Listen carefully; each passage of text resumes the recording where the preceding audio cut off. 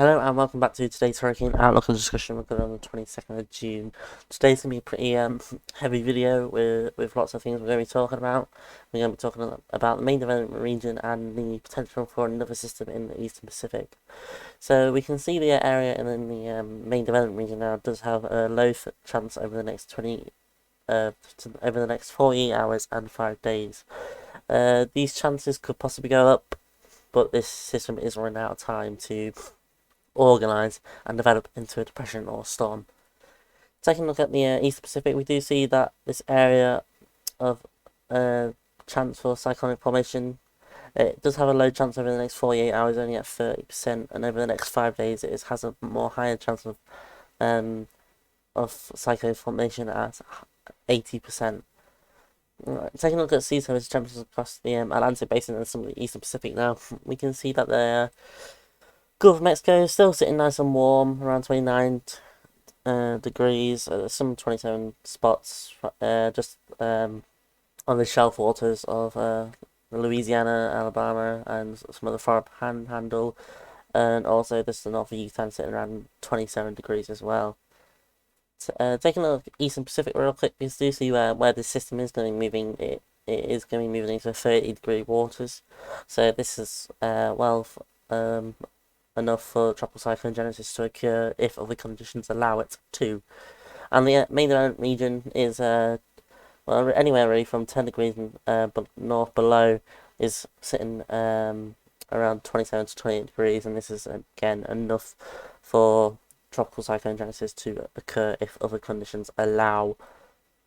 So let's take about look at the upper ocean heat content now, and this map basically shows you the heat stored at depth as tropical cyclones, storms, hurricanes, and all that. As they move across the water, they upwell cooler and cooler water. And basically, what the ocean heat content is allowing is them to only upwell warmer water instead of cooler water. And we can see that the Caribbean has a high amount of upper ocean heat content. It's sitting in the yellows to mid, just starting to go in the oranges, and much of the 10 North line below is got enough upper ocean heat content to support tropical cyclones in this area, and we do see the Gulf of Mexico now starting to obtain some of that more strong ocean upper heat content. And just for reference, really anything past this line onwards is more upper ocean heat content for the storms to use.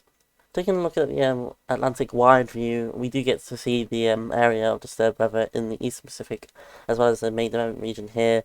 We do see the area the NHCR highlighting is sitting right here, but they do not expect it to form here. They do expect it to form around this area to the north. We do see the other disturbance in the Atlantic main development region. We do see this kind of elongated area of showers, so nothing yet is fully organised at this point, and we see that the tropical wave that was coming off the coast of Africa yesterday has lost most of its thunderstorm activity, with only some shallow convection firing over the past couple of hours. Taking a look at the 850-mile cyclonic vorticity run, and this is valid for 12Z. It was a 12Z run valid for 1 p.m. today. So what we can see is basically right now is we do see that vorticity area in the MDR region, main development region. We are seeing some change in the spins in the East Pacific as well. So as we move on in time, we do see that this system does try to become more organised, maybe gets a closed isobar at one point, and maybe could become a tropical depression or maybe a storm, but at this point it is running out of time for any significant development. As we move on in time, we do see that wave, it's on and off with organising, as there is a lot of dry air to the north still from the Saharan layer and the high pressure in the Atlantic. Carrying out in time, we see that the wave never really does organise, it just passes north to the Lesser Antilles. So this is going to be bringing some heavy winds, some squally winds as well. So the Lesser Antilles are going to have to be watching out for that, as they could get some heavy rainfall totals as this wave passes through. We will discuss about the um, development system in the East Pacific at the end of the video, but I'm just going to show you the main development region for now. At the current time, we do see that a large area of vorticity really in the main development region, this broad area of vorticity. And we do see over time it does try to become organised, and it does get to isobars around with it. So this could become a depression or storm. And as we move out in time, we do see that again. It's the same with the system in the Lesser Antilles. It's on and off with development, as there is a lot of dry air in, north of this system. I think I can quickly show you that as well. Go to the 700 form in relative humidity. And just reference, these darker browns show your dry air, and these darker blues show your moist air. And we do see that the GFS, it does have a low pressure, but it is getting surrounded by dry air. If this low pressure was down here, it could have a better environment to develop into a depressional storm. Taking a look at the ensemble GFS, we can see that that there's still maybe just a suggestion that wave in the Lesser Antilles does try to develop into a depressional storm. Not many ensemble support, but it is there. As we move on in time, there is some opportunity for this system to potentially develop. We just haven't really seen any strong suggestion in the forecast models. So as we move on in time, we do see that we do start to see some ensemble members picking up an area in the MDR region in the coast of Africa. As we move on in time, we do see there's more models, ensemble support for this. So we'll have to keep an eye out for these two systems in the beta region. Now I'm taking a look at the East Pacific, where we do have that area of high chance of formation over the next 5 days. We can do see on the Euro model run, by 48 hours we do get maybe a weak depression or storm. And as we move out in time in the Euro model, this storm does become more organised and into a bona fide tropical storm. The coast of Mexico will need to be on the watch out, as this could be bringing some impacts to them, as this could skim the coastline. And as we move out in time on the Euro, we do see that it does turn the system to the northeast and makes landfall in Mexico. So the whole coast of Mexico really would feel the watch out for potential impacts from this system. Now taking a look at the GFS run, as we move out in time, we do see the kind of same situation. By hour 48, the GFS is suggesting a same picture of the Euro, trying to get a more organising system in the Eastern Pacific. As we move out in time, what's interesting on the GFS run, it is trying to spin up 2 areas of vorticity, one to its east and one to its one to the west and one to the east.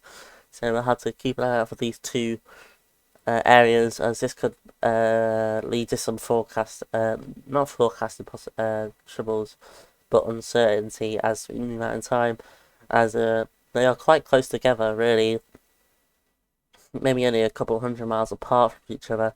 So we'll have to see which one covers the dominant system. But we do see the same story with the GFS.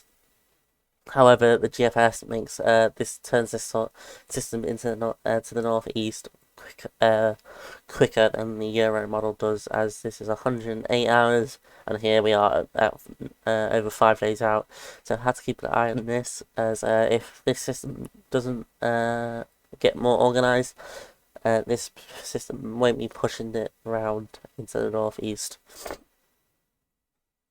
Taking a look at the wind shear map in the Eastern Pacific, we do see at the moment there is a lot of westerly wind shear from this upper anticyclone sitting over Mexico.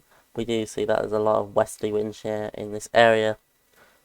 As we move out in time, we do see that the conditions do become more favourable, as we do start to possibility of getting anticyclonic spin down in the Eastern Pacific in this area, and where that other system, not I shouldn't say system, this other area of spin to the west, it's going to be under some westerly wind shear as we move out in time, as we do see that we do get a more anticyclonic flow with this system.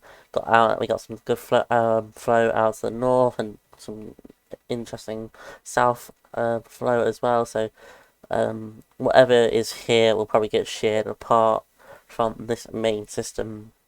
So as we move on in time, we do see that maybe the conditions won't be as favourable as it's making near landfall, but the suggestion is there for us to see a developing system in the Eastern Pacific, as well as a possibility of one of those tropical waves in the main development region becoming a weak depression or storm. So the next letter on the Eastern Pacific list is E.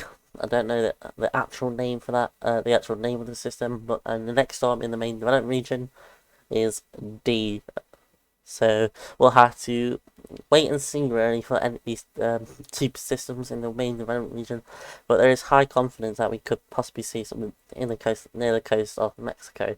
So they'll have to keep an watch out and keep an eye on the forecast. They will have to make sure they keep and check their local authorities' weather service, as my opinions are my own, and I make these videos just to inform the public, as always. So if you did enjoy today's video, please like and subscribe, and I'll see you in tomorrow's video. Peace out, homies.